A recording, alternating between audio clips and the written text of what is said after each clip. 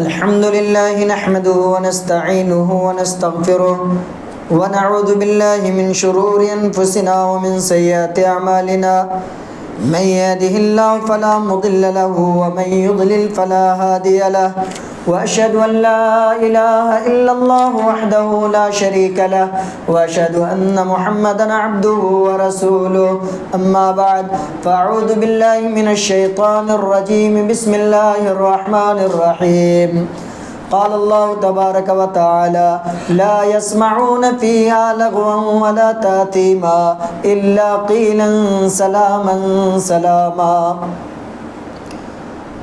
محترم حاضرین،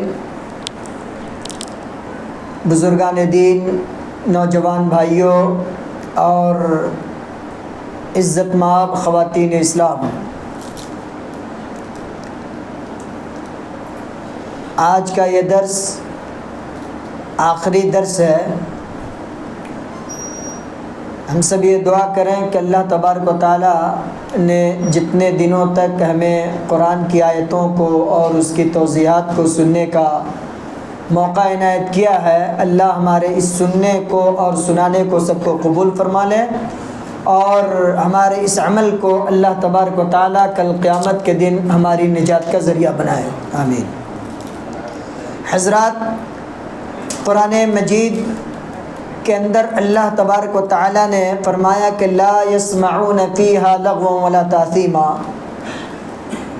جنتیوں کا تذکرہ اللہ نے کیا اور بتایا کہ جنت میں کوئی ایسی چیز نہیں ہوگی جو انسان کو گناہ پر ابھارے گی۔ وَكَانُوا يُصِرُّونَ عَلَى الْحِنْثِ الْعَظِيمِ۔ اہل جہنم کے بارے میں کہا گیا، جو جہنمی ہوں گے، کہ وہ بڑے بڑے گناہوں پر اصرار کرتے تھے۔ یعنی دنیا میں جب ان کو جہنم میں ڈالا جائے گا تو ان کے بارے میں بتلایا جائے گا کہ یہ وہ لوگ ہیں جو دنیا میں بڑے بڑے گناہوں پر اصرار کیا کرتے تھے اس کے کرنے کا، اور جبکہ اہل جنت کے بارے میں کہا جائے گا کہ وَلَمْ يُصِرُّوا عَلَى مَا فَعَلُوا، وہ کسی برے کام پر اڑتے نہیں تھے، وہ اس کو کرنے کا اصرار نہیں کیا کرتے تھے۔ علماء اسلام نے اس سلسلے میں ہمیں یہ تعلیم دی ہے اس آیت کے ضمن میں کہ غیر حیاتک ولا تصر علی الخطأ، کہ اپنی زندگی کو بدل لو اور گناہ پر اصرار مت کرو، یعنی گناہ پر جمے رہنا، اس پر ڈٹے رہنا، اس کا اصرار مت کرو، اس کی کوشش مت کرو۔ گناہ پر ڈٹے رہنا یہ جہنمیوں کی پہچان ہے، اہل جنت کی علامت ہے۔ اللہ ہم سب کو اس برے دن سے بچائے۔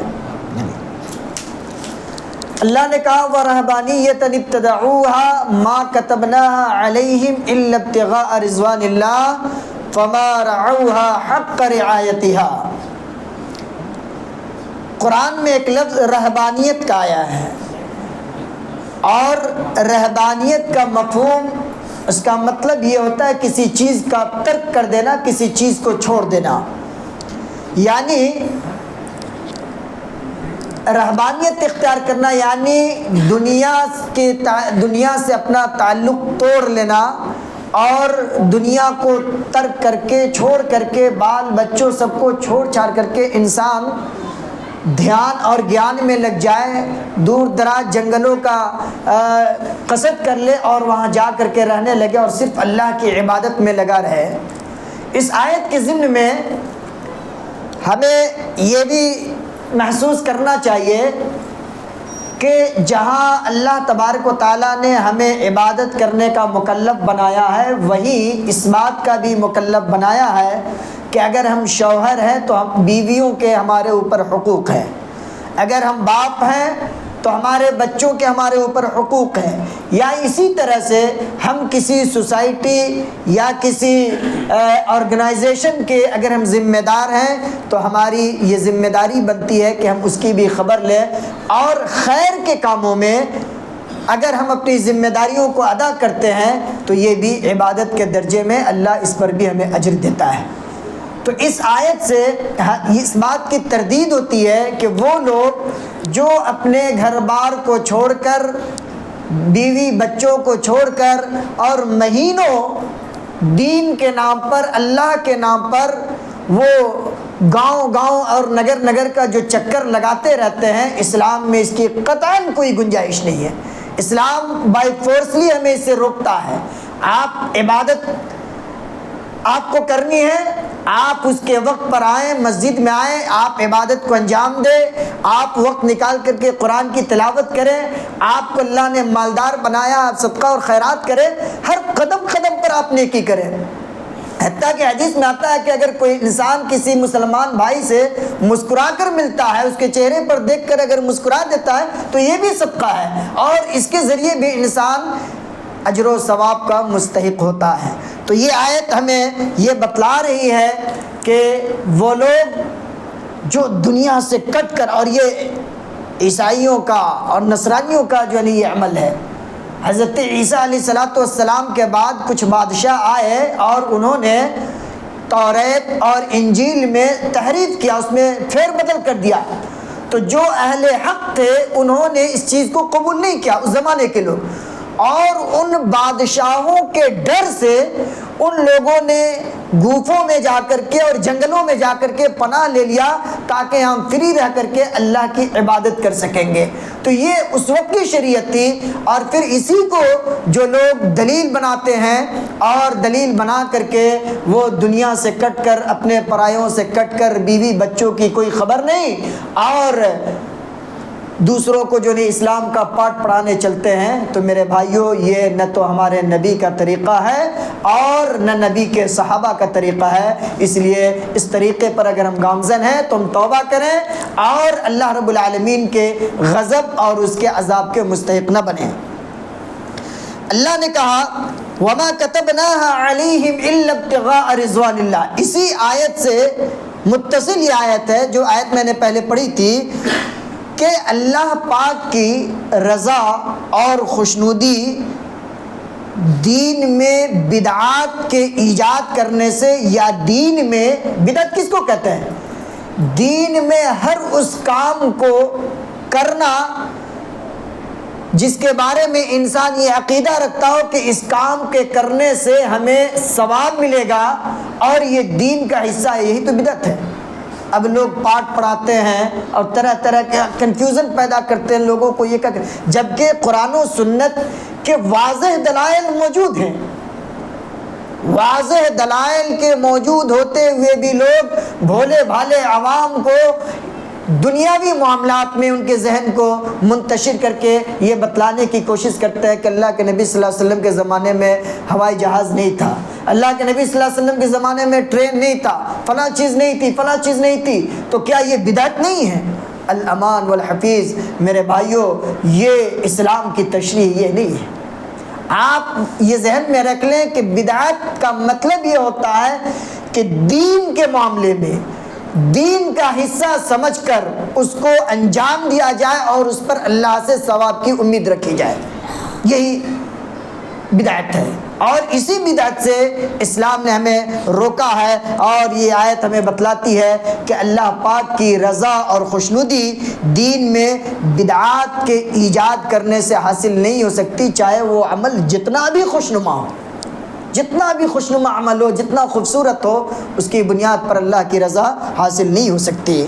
اللہ نے کہا وَلْتَنظُرْ نَفْسٌ مَّا قَدَّمَتْ لِغَدٍ، کل ہی قیامت آنے والی ہے، کل ہی ہماری موت آنے والی ہے۔ یعنی اللہ نے بہت قریب کر کے بتایا کہ بہت کم تمہارے پاس وقت ہے، کل کی تیاری تم نے کیا کر رکھی ہے، کل کی تیاری کرو۔ یا ایھا الذین آمنوا اتقوا اللہ ولتنظر نفس ما قدمت لغد، اللہ اکبر، کہ ایمان والو اللہ سے ڈرو، اور کل جو آنے والا ہے، یعنی کل جو تمہاری موت ہو جائے گی، کل قیامت آ جائے گی، اس کی تم تیاری کر لو۔ دنیا کے انجام پر جو انسان غور کرے گا، ظاہر ہے وہ محتاط رہے گا، اور جسے راستے کے لمبا ہونے کا یقین ہو وہ سفر کے لیے تیاری کرتا ہے۔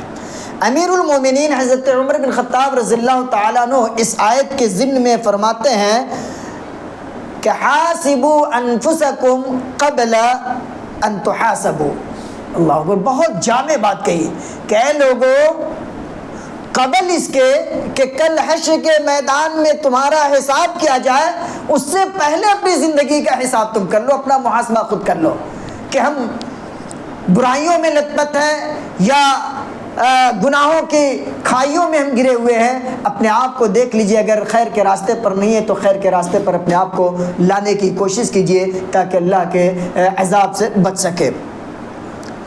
اللہ نے کہا انما اموالکم واولادکم فتنہ، مال اور اولاد یہ کیا ہے؟ انسان کے لیے اگر صحیح راستے میں اس کا استعمال نہ ہو تو انسان کے لیے فتنہ ہے، آزمائش ہے۔ اس آیت کی ضمن میں حضرت عبداللہ ابن عباس رضی اللہ تعالیٰ عنہ تفسیر الرازی جلد نمبر 3 اور صفحہ نمبر 556 میں حضرت عبداللہ ابن عباس کا یہ قول ہے کہ لا تطیعوہم فی معصیت اللہ، آپ کے پاس اولاد ہے، مال ہے، اس کی اطاعت آپ اللہ کی نافرمانی میں نہ کریں، اپنے مال کو اللہ کی نافرمانی میں خرچ نہ کریں، اپنی اولاد کو ایسے راستوں پر نہ لگائے جس سے دین کا بقیہ ادھیرا جاتا ہو اور بدعت کی، شرک کی اور گمراہیوں کی نشر و اشاعت ہوتی ہو، ایسے راستوں پر نہیں لگانا چاہیے جس سے اللہ کی نافرمانی ہوتی ہو۔ اللہ نے کہا فاتقوا اللہ ما استطعتم، فاتقوا اللہ بھی ما استطعتم۔ اللہ کتنا کریم ہے، کتنا رحیم ہے، اپنے بندوں کو زیادہ بوجھ نہیں ڈالتا۔ کہا کہ اللہ سے اتنا ہی ڈرو جتنا تمہارے بس میں ہے، اس سے زیادہ تمہیں ڈرنے کی ضرورت نہیں ہے، اس سے زیادہ تم کو جو نہیں اپنی جان کو بالکل داؤ پر لگا دینے کی ضرورت نہیں ہے۔ اب مثال کے طور پر ہم روزہ رکھتے ہیں اور ایک انسان شوگر کا پیشنٹ ہے، اس کا شوگر لیول بالکل ڈاؤن ہو چکا ہے، یا پھر وہ کسی ایسے مرض میں مبتلا ہے کہ اگر وہ روزہ رکھتا ہے تو اس کے مر جانے کا اندیشہ ہے، اس کے مر جانے کا خوف ہے، تو ایسی صورت میں ہماری شریعت ہمارے اوپر زور زبردستی نہیں کرتی، سختی نہیں کرتی، بلکہ شریعت یہ کہتی ہے کہ اس کے بدلے تم فدیہ دے دو، کفارہ دے دو، قضا کر لو۔ جو طریقے ہیں وہ طریقے ہمیں بتلاتے۔ تو اس آیت سے ہمیں یہ پتہ چلتا ہے کہ دین کے اندر کہیں بھی سختی نہیں ہے، دین کے اندر آسانی ہے، بس ضرورت اس بات کی ہے کہ ہم دین کو گہرائی کے ساتھ سمجھیں، اس کو پڑھیں۔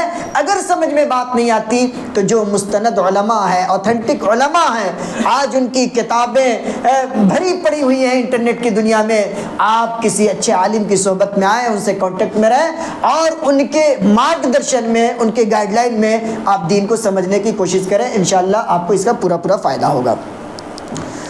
سورہ طلاق قرآن مجید کے اندر ایک سورت ہے، اس سورت میں اللہ تبارک و تعالیٰ نے تقوی کا ذکر کیا ہے، اور تقوی کا ذکر اس بات کی دلیل ہے کہ طلاق کا سب سے بڑا سبب اگر تلاش کیا جائے، سماج میں جو آئے دن طلاق پڑ رہی ہے اور لوگ اپنی بیویوں کو طلاق دے رہے ہیں، تو اس کی اصل جو سبب جاننے کی ہم کوشش کرتے ہیں، یا جو سب سے بڑا سبب ہمارے سامنے نظر آتا ہے، وہ یہ ہے کہ تقوی میں کمی ہوتی ہے، ہمارے تقوی میں کمی ہوتی ہے۔ اگر ہمارے اندر اللہ کا خوف ہو، اللہ کا ڈر ہو، تو بہت ساری چیزوں سے انسان رک جاتا ہے، لیکن جب اللہ کا خوف نہ ہو، اللہ کا تقوی نہ ہو، تو پھر انسان یہ سمجھتا ہے کہ ہم وقت کے فرعون ہیں، ہم جو چاہے کر لے، اس پہ ہماری کوئی گرفت کرنے والا نہیں ہے۔ اللہ نے کہا یا ایھا الذین آمنوا قوا انفسکم واہلیکم نارا، کہ لوگو ایمان والو اپنے آپ کو بھی اور اپنے بال بچوں کو بھی، سب کو کیا کرو؟ جہنم کی آگ سے بچاؤ۔ وقودها الناس والحجارہ، جہنم کے اس آگ سے جس کا ایندھن انسان اور پتھر ہے۔ ابھی ہم چولہا جلاتے ہیں، ایندھن کیا ہے؟ گیس ہے۔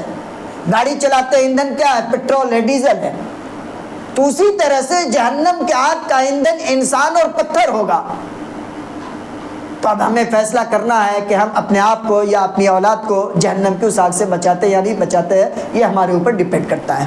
اس آیت کے ضمن میں حضرت علی رضی اللہ تعالیٰ عنہ نے فرمایا کہ علموہم وادبوہم، کہ اپنے بچوں کو دین سکھاؤ، وادبوہم، اور ان کو طور طریقہ سکھاؤ، اچھے عادات، اچھے اخلاق سکھاؤ۔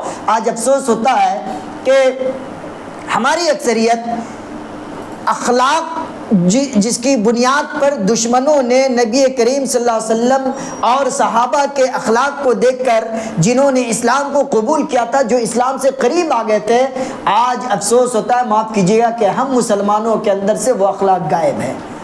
آپ چھوٹی سی مثال لے لیجئے، آپ خود اپنی مسجد کی مثال لیجئے، نماز ہوتی رہتی ہے، درس ہوتا رہتا ہے، اللہ اور اس کے رسول کی آیتیں بیان کی جاتی رہتی ہے، ہم جگہ جگہ ٹولیاں بنا کر ہاں ہی ہلا ہنگامہ اور ایک الگ ایسا ماحول قائم کیے ہوتے ہیں جیسے لگتا ہے کہ ہم کسی بازار میں بیٹھے ہوئے ہیں اور بازار میں خرید و فروخت کر رہے ہیں۔ میرے بھائیو، یہ ادب نہیں ہے۔ ادب یہ ہے کہ جہاں پر اللہ کی آیت پڑھی جاتی ہو، نبی کریم صلی اللہ علیہ وسلم کی حدیث جہاں پر بیان کی جاتی ہو، انسان بالکل ادب اور احترام کے ساتھ وہاں پر بیٹھے۔ اور یاد رکھیے، آپ کے پاس چاہے جتنا علم ہو جائے، آپ کے علم میں گہرائی اس وقت تک پیدا نہیں ہوگی جب تک آپ اخلاق سے اپنے آپ کو نہ جوڑیں گے۔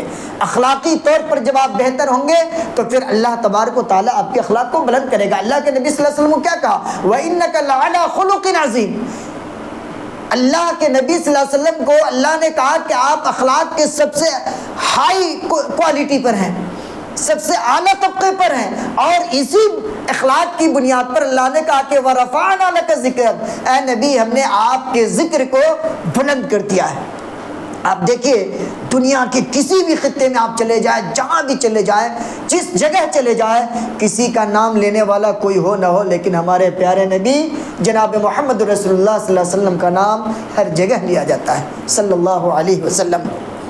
تو اس بات میں ہمیں اپنے بچوں کی اصلاح کرنے کی ضرورت ہے، خاص طور سے ان بچوں کی جو ٹین ایجر ہیں۔ اب بتائیے، نماز ہوتی رہتی ہے، ابھی علمیہ دیکھیے، اور اس کے بعد بھی ہم یہ سمجھتے ہیں کہ اللہ کی مدد ہمارے ساتھ کیوں نہیں آتی۔ مسجد اقصی رو رہی ہے، حرم رو رہا ہے، بابری مسجد ہمارے ہاتھ سے نکل گئی، گیان واپی مسجد نکل لی۔ ہم نے اپنے حالات پر کبھی غور نہیں کیا ہے۔ تراویح کی نماز ہو رہی ہے، نوجوان بچے مسجد کے دروازے پر کھڑے ہو کر اسٹنٹنگ کر رہے ہیں، وہ کھڑے ہو کر کے گپے لڑا رہے ہیں، وہ مسجد کے بعض حصوں میں بیٹھ کر کے ادھر تراویح کی نماز ہو رہی ہوتی ہے اور وہ بیٹھ کر کے IPL دیکھ رہا ہوتا ہے۔ بتائیے، اب اس قوم کو اللہ برباد نہیں کرے گا تو کیا کرے گا؟ کیا یہ اللہ کے ساتھ اور اللہ کے دین کے ساتھ یہ کھلا ہوا مذاق نہیں تو اور کیا ہے؟ ہم یہ اگر سمجھتے ہیں کہ ہم نے ایک انتظام کر لیا درس کا، ہم نے انتظام کر لیا امام کو بلا کر کے بیٹھا دیا پڑھنے پڑھانے کے لیے، ہم نے اپنا حق ادا کر دیا، میرے بھائیو کل یہ ہرگز نہیں، ہرگز آپ ایسا مت سمجھے۔ اگر آپ نے انتظام کیا ہے تو یہ آپ کی اخلاقی اور دینی ذمہ داری بنتی ہے کہ آپ بھی اس مجلس کا حصہ بنیں، الا یہ کہ کوئی عذر ہو آپ کے پاس، آپ تو پھر ایسی صورت میں آپ جو نہیں آزاد ہیں، اللہ آپ کا مواخذہ نہیں کرے گا۔ لیکن یاد رکھیے کہ جہاں بھی دین کا اگر معاملہ ہو تو دنیا کی ساری چیزوں کو تیج دیجئے اور دین کی محبت کی بنیاد پر دین کی اس مجلس کا حصہ بنیے، اللہ آپ کے اوپر رحم و کرم کی برکھا برسائے گا۔ اللہ تبارک و تعالیٰ نے سورہ ملک قرآن مجید کے اندر نازل فرمایا۔ اس سورت کی فضیلت یہ ہے، طبرانی کی روایت ہے، رسول کریم صلی اللہ علیہ وسلم فرماتے ہیں کہ قرآن کی ایک سورت ایسی ہے جس نے اپنے پڑھنے والے کی طرف سے اللہ تبارک و تعالیٰ سے جھگڑا کر کے اس کو جنت میں داخل کروا دیا۔ اللہ اکبر۔ وہ سورت سورہ ملک ہے، 29ویں پارے کی پہلی سورت ہے۔ لہٰذا اس سورت کو ہمیں اور آپ کو پڑھنا چاہیے۔ دیکھیے، قرآن میں بڑی اہم چیزیں ہیں، ہم اس سے دور ہیں۔ آپ قرآن میں گھس کر کے دیکھیے، ہر مرض کی دوا ہے اس میں، بس ضرورت اس بات کی ہے کہ ہم قرآن کو قرآن کی طرح سمجھیں اور اس سے اپنا رشتہ جوڑیں۔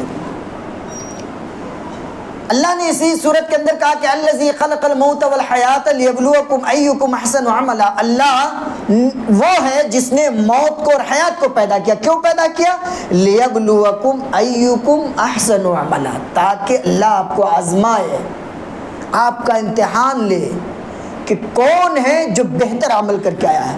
یہاں پر ایک بڑی باریک پوائنٹ ہے، اس کو سمجھنے کی کوشش کیجیے۔ اللہ نے کہا ایکم احسن عملا، کون ہے تم میں جو بہتر عمل کر کے آیا۔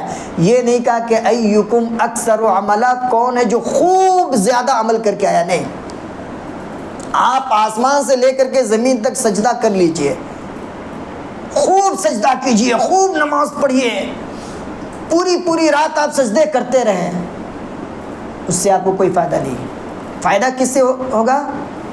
ایکم احسن عملا، بہتر عمل کر کے آپ آئے کہ نہیں، یعنی نبی کریم صلی اللہ علیہ وسلم کے بتلائے ہوئے طریقے کے مطابق آپ نے عمل کیا ہے کہ نہیں کیا ہے۔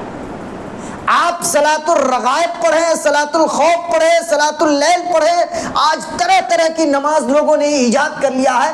آپ نماز پڑھیے، خوب پڑھیے، لیکن کل حشر کے میدان میں آپ کے لیے وہ نماز اس وقت کام آئے گی جب آپ نے صلو کما رأیتمونی اصلی کے تحت آپ نے نماز پڑھی ہوگی۔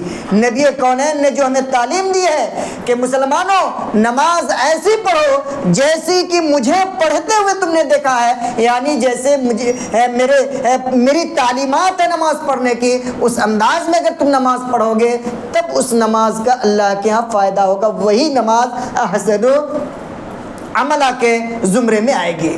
اور اگر اللہ کے نبی صلی اللہ علیہ وسلم کے طریقے کے مطابق ہم نے نہیں پڑھا ہے تو پھر لائیے بوریاں بھر کر کے، اس کا کوئی فائدہ نہیں ہوگا۔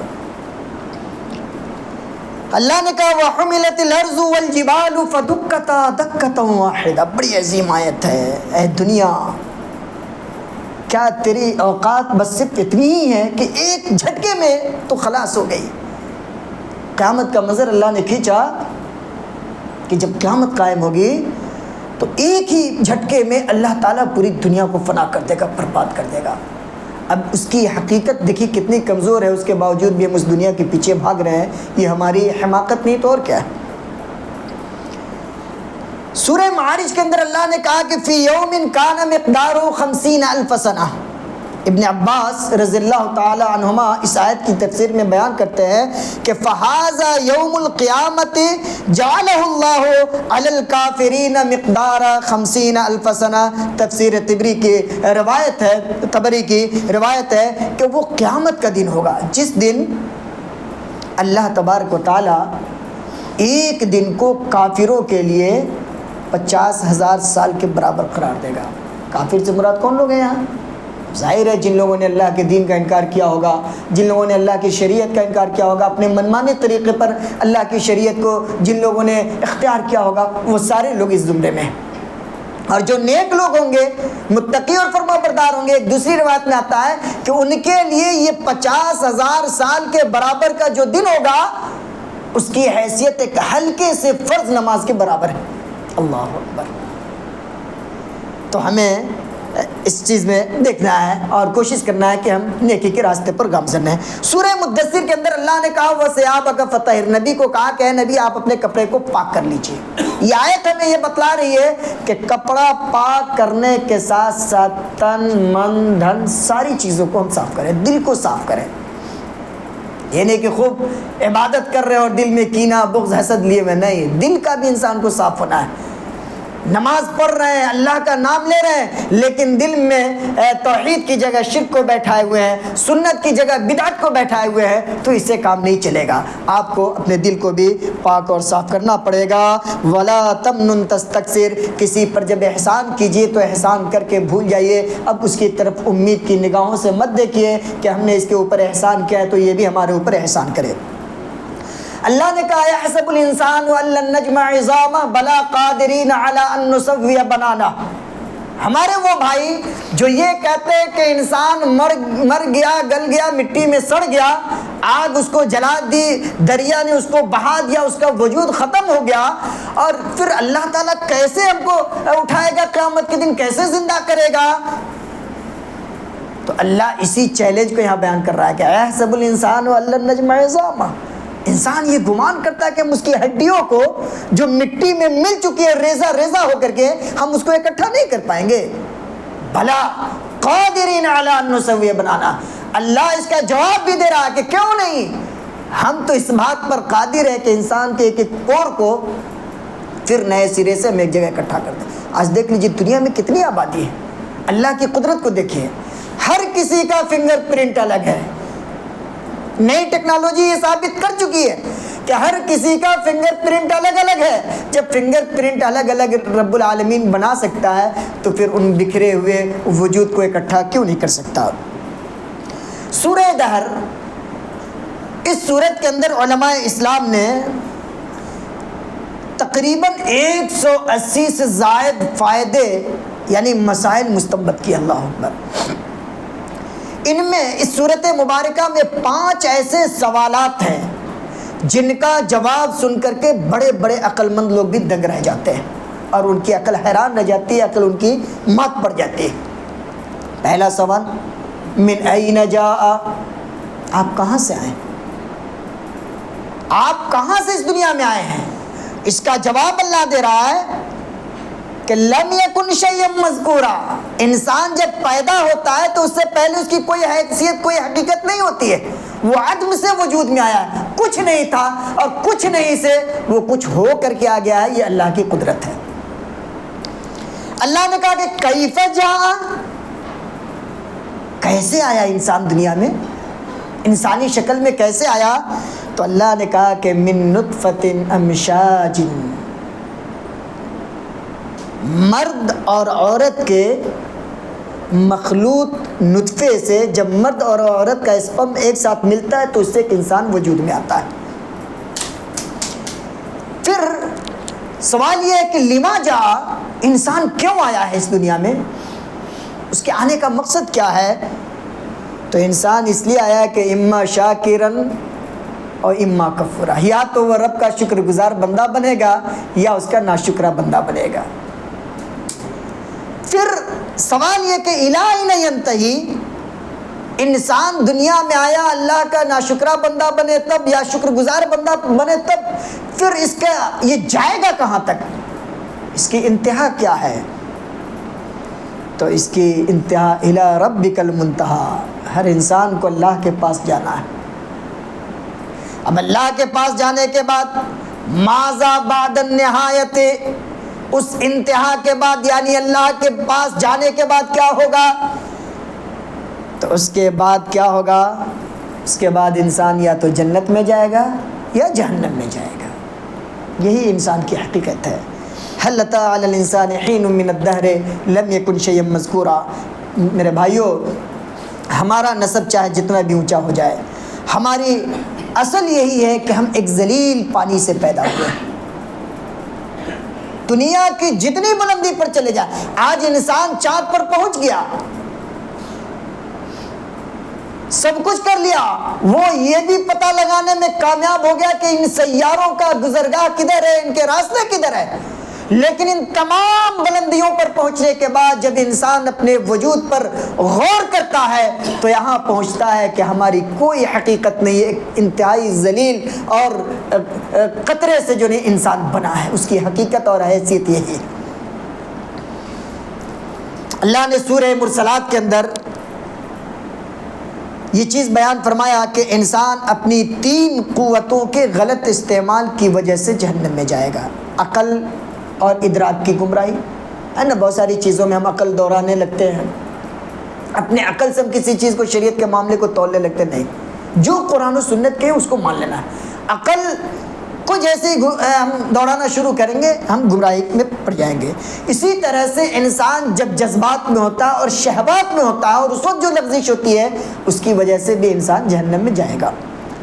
اور پھر قوت ارادی کی جو کجراہیاں ہیں، انسان کے اندر جو ارادہ ہونا چاہیے، مضبوط ارادہ، اللہ کے حوالے سے اس پر انسان گامزن نہیں رہتا، اس کو چھوڑ کر کے کسی دوسرے راستے پر چلا جاتا ہے، تو ان سب بنیاد پر انسان جہنم میں جا سکتا ہے۔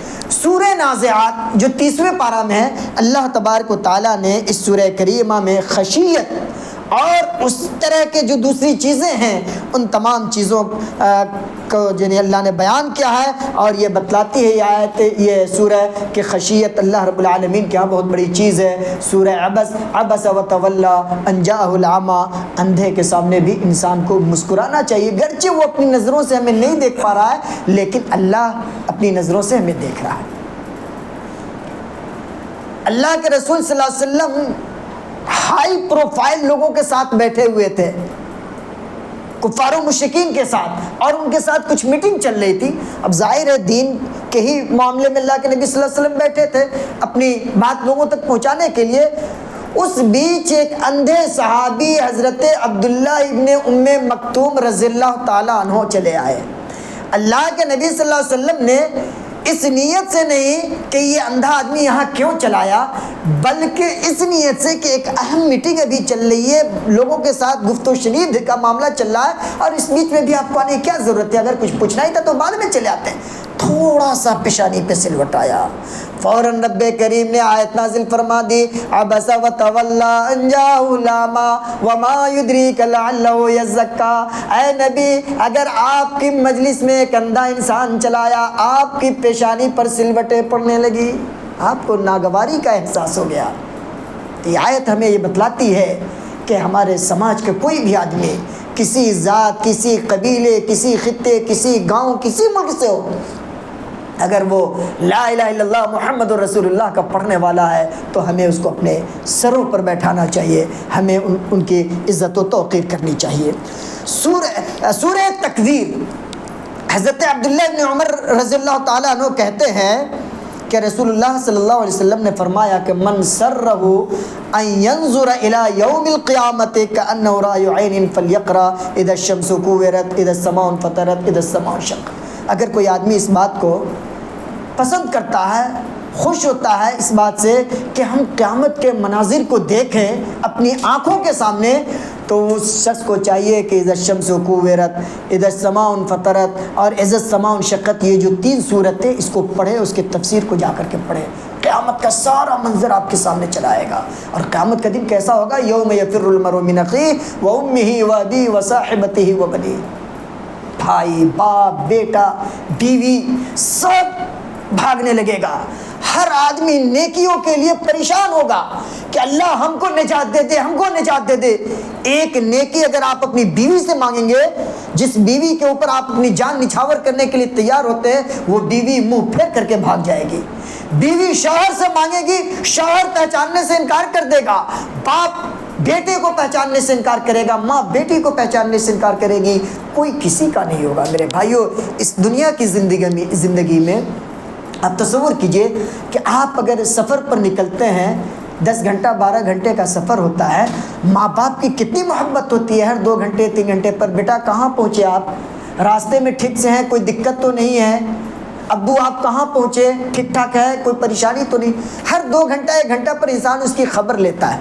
لیکن کبھی آپ نے غور کیا کہ آپ کی یہی اولاد، آپ کی یہی بیوی بچے، جن کے لیے آپ جھوٹ سچ سب کو ایک کر دیتے ہیں، اچھے برے کی تمیز کھو دیتے ہیں، جن کے لیے آپ گالیاں تک سن لیتے ہیں، جن کے لیے آپ لوگوں کے سامنے ہاتھ پھیلانے تک مجبور ہو جاتے ہیں، جب یہ آپ کو قبر کے حوالے کر کے آتے ہیں تو پھر یہ آپ کی کبھی خبر خیریت نہیں پوچھتے، وہ ساری محبت ختم ہو جاتی ہے۔ تو اس وقت انسان کو اگر کوئی چیز کام آئے گی تو اس کا نیک عمل کام آئے گا۔ اس لیے میرے بزرگوں، نیکیوں کو ہم توجہ دیں اور زندگی کے ایک ایک پل کو ہم غنیمت جانیں اور اس میں نیکیوں کو اکٹھا کرنے کی کوشش کریں۔ سورہ مطففین یہ بڑی عظیم صورت ہے قرآن مجید کی، اس کے اندر 5 چیزیں ہمیں اللہ تبارک و تعالیٰ نے بتلایا کہ 5 چیزوں کی وجہ سے 5 چیزیں آتی ہیں۔ نمبر 1، جو قوم جب عہد شکنی کرنے لگے، جب اپنے ایگریمنٹ سے ہٹ جائے، وعدہ خلافی کرنے لگے، تو اس پر اللہ تبارک و تعالیٰ دشمن مسلط کر دیتا ہے۔ آج آپ پوری دنیا کا جائزہ لیجئے اور دیکھیے کہ پھر ہم اور ہمارا سماج کہاں ہے۔ نمبر 2، جب قوم شریعت الہیہ کے خلاف فیصلہ کرنے لگتی ہے، کسی معاملے میں شریعت کا کیا موقف ہے اس کو ہم چھوڑ دیں، ارے چھوڑو، ہر چیز میں کیوں دین گھسیٹتے ہو یار، ہر جگہ دین دین دین۔ بہت سارے ہمارے جو نئے مزاج کے لوگ ہیں وہ اس چیز کو انجام دیتے ہیں اور کہتے ہیں کہ ہر چیز میں دین یہ اچھی چیز نہیں ہے۔ سیکولر مزاج کے جو لوگ ہیں وہ اس بات کا دعویٰ کرتے ہیں۔ تو میرے بھائی یہ سن لیں کہ جب انسان، جب قوم شریعت الہی کے خلاف فیصلہ کرنے لگتی ہے تو اللہ تعالیٰ اس قوم میں محتاجی کو پھیلا دیتا ہے، محتاجی کو پھیلا دیتا ہے۔ اور تیسری چیز، جس قوم میں جب زنا عام ہو جائے تو اس میں موت پھیل جاتی ہے، کثرت سے موت ہونے لگتی ہے۔ چوتھی چیز، جب کوئی قوم ناپ تول میں کمی کرنے لگتی ہے تو وہ قوم سرسبزی سے، شادابیوں سے محروم ہو جاتی ہے اور اس پر اللہ تبارک و تعالیٰ قحط مسلط کر دیتا ہے۔ پانچویں چیز، جو قوم جب زکوٰۃ کو روک لیتی ہے تو اس سے بارش روک لی جاتی ہے۔ سورہ فجر، اس सूरत के अंदर अल्लाह ने कहा फ़अम्मल इंसान इज़ा मब्तलाहु रब्बुहु फ़अकरमहु व नअमहु फ़यक़ूलु रब्बी अकरमन व अम्मा इज़ा मब्तलाहु फ़क़दर अलैहि रिज़्क़हु फ़यक़ूलु रब्बी अहानन। जब अल्लाह अपनी नेमतों से नवाजता है, खूब नेमत की बारिश बरसाता है, तो इंसान कहता है कि अल्लाह ने हमारी खूब तकरीम की, खूब सम्मान किया अपनी नेमत निछावर करके। और जब कुछ देर के लिए रोक लेता है तो कहता है कि अल्लाह तो हमारी तौहीन कर रहा है। तो इस सिलसिले में हमें और आपको ये चाहिए कि अल्लाह की रज़ा को हासिल करने के लिए जो हकीकी मेयार है वो ये कि दुनिया का रिस्क नहीं बल्कि अपनी इताअत की तौफ़ीक़ अल्लाह हमें देता रहे, यही सबसे बड़ी नेमत है। कल्ला बल्ला तुकरिमून अल यतीम, यतीम को सिर्फ खाना खिलाना ही काफ़ी नहीं है बल्कि उसके साथ साथ उसकी इज़्ज़त और उसकी तकरीम भी कीजिए। लक़द ख़लक़नल इंसान फ़ी कबद, दुनिया दारो बलाइन व मशक्क़तिन, दुनिया आजमाइश और मशक्क़त की घड़ी है। इमाम अहले सुन्नत अहमद इब्न हम्बल रहमहुल्लाह के पास खुरासान से एक आदमी आया और उसने पूछा कि मता यजिदुल अब्दु तुअमर राहा, कि इमाम मोहतरम अल्लाह का बंदा राहत कब उसको हासिल होगी?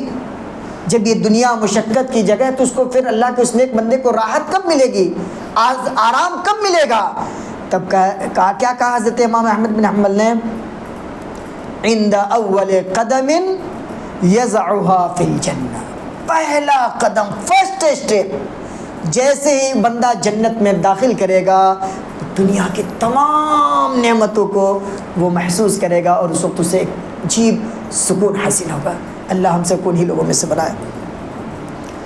यतीम ज़ा मक़रबा, ये आयत हमें तालीम देती है कि रिश्तेदारों पर सदका करना दूसरों पर सदका करने के मुकाबले में ज़्यादा अफजल है। अशम्स, सूरत अश-शम्स में अल्लाह ने कहा क़द अफ़लह मन ज़क्काहा व क़द ख़ाब मन दस्साहा, जो आदमी इताअत में लगा रहा और अपने आप को पाक कर लिया वो शख्स कामयाब है, और जो गुनाहों में लतपत रहा वो शख्स नामुराद है। सूरह ज़ुहा के अंदर अल्लाह ने कहा वलसौफ़ युअतीका रब्बुका फ़तरज़ा, यानी खुशनसीबी ये नहीं कि आपके पास सब कुछ हो बल्कि खुशनसीबी ये है कि अल्लाह ताला जो अता करे उस पर हमें अल्लाह राज़ी कर दे, जो भी अल्लाह हमें दे हमें उस पर राज़ी कर दे, ये खुशनसीबी है। सूरह 3 के अंदर अल्लाह ने कहा कि लक़द ख़लक़नल इंसान फ़ी अहसनि तक़वीम, अल्लाह की सबसे खूबसूरत मखलूक अगर दुनिया में कोई है तो वो इंसान, और उसकी असल फितरत क्या है? इस्लाम है। इंसान का असल नेचर इस्लाम है, इसलिए हमें इस्लाम पर हमेशा बाकी रहना चाहिए। सूरह कारिया के अंदर अल्लाह ने कहा कि फ़अम्मा मन सक़ुलत मवाज़ीनुहु फ़हुव फ़ी ईशतिर राज़िया, जिसका मीज़ान भारी हो जाएगा नेकियों का वो फिर अल्लाह के यहाँ उसके किस्मत का क्या कहना। तो हर छोटी सी छोटी नेकी को हम ज़ाय न होने दें, उसको हम पकड़ करके बचा करके रखें ताकि कल क़यामत के दिन जब हमारा अमल वज़न हो तो उसमें हमारा वज़न अमल वज़नी हो, भारी हो। अलहाकुमुत तकासुर, इस सूरत के अंदर अल्लाह ने बंदे को कसरत से नेकियां करनी चाहिए इस बात की दावत दी है क्योंकि ये बाकी रहने वाली है, जबकि कसरत माल फ़ानी चीज़ें, यानी माल हम के पीछे हम खूब भागते हैं और नेकियों से हटे रहते हैं, तो माल तो ये फ़ानी हो जाने वाली चीज़ है और ये अमल नेकियां क्या है, ये हमेशा बाकी रहने वाली चीज़ है। सूरह असर के अंदर अल्लाह ने ये बतलाया है कि इंसान कितनी भी तरक्की कर ले अगर उसके पास ईमान और अमल सालेह नहीं है तो उससे बड़ा घाटा उठाने वाला और कोई शख्स नहीं है। सूरह फील अलम तरा कैफ़ फ़अल रब्बुका बिअस्हाबिल फ़ील, इसके अंदर अल्लाह ने हमें यह बतलाया कि अल्लाह ताला ज़ालिम को मोहलत देता है, ज़ालिम को अल्लाह मोहलत देता है, उसकी रस्सी ढील कर देता है, लेकिन जब उसका जुल्म सर चढ़कर बोलने लगता है तो फिर जब अल्लाह उसको पकड़ता है तो छोड़ता नहीं। आप देखिए अबरहा वालों का कि वो हाथी वाले जब अल्लाह ने उनको मोहलत दिया लेकिन जैसे ही वो काबा के करीब पहुंचे कि काबा को ढा देना है, अल्लाह ने उनको पकड़ लिया और ऐसी पकड़ पकड़ी कि फिर उसको छोड़ा नहीं। सूरतुल काफिरून, कुल या अय्युहल काफिरून ला अअबुदु मा ताबुदून, इस सूरत में तौहीद का ऐलान है। ये पूरी सूरत हमें ये सबक पढ़ाती है कि इंसान को तौहीद पर कायम होना चाहिए। तौहीद का दर्स हमें इस सूरत में मिलता है और ये सूरत शिर्क और मुशरिकीन से बरात की तसरीह भी बयान करती है। رسول اللہ صلی اللہ علیہ وسلم نے فرمایا، مسند احمد کی روایت ہے کہ اگر رات کو سوتے وقت کوئی آدمی سورہ قل یا ایھا الکافرون کو پڑھ لیتا ہے تو وہ شخص شرک سے بری قرار پائے گا۔ کتنی عظیم صورت ہے، چھوٹی سی صورت ہے، اس کو پڑھنا چاہیے رات کو سوتے وقت۔ سورہ اخلاص، قل هو اللہ احد اللہ الصمد،